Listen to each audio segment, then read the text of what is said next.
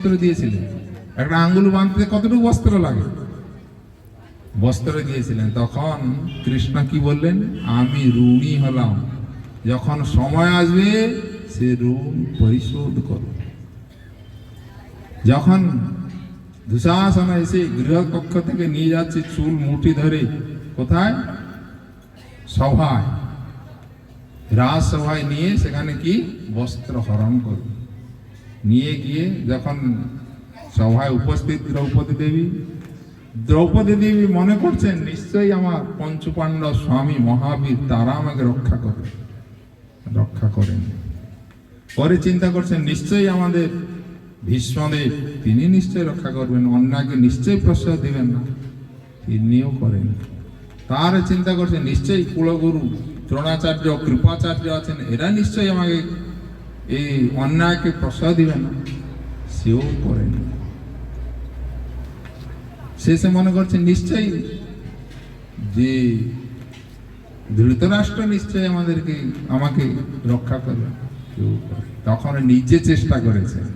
তখন পর্যন্ত কৃষ্ণ আসেননি।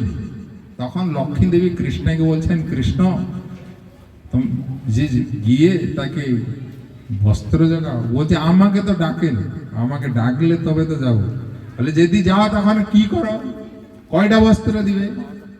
100, 1000, লক্ষ? বলছে না, লক্ষ না, কোটিও না, হাজারও না। বলছে দুঃশাসনের 10,000 হস্তির বল, সে যতক্ষণ বস্ত্র হরণ করতে থাকবে আমি ততক্ষণ বস্ত্র জোগাতে থাকবে। তাহলে ভগবানের কৃপাটা কিরকম?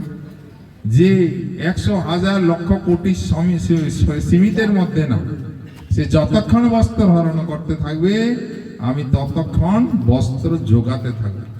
কিন্তু দ্রৌপদী কতটুকু বস্ত্র দিয়েছিলেন? কতটুকু লেগেছে? আমরা সে যেন যদি ভগবান গুরু বৈষ্ণব সেবা যেন 1 টাকা ব্যয় করতে থাকি, সেটা 1 কোটি টাকায় পরিণত হয়।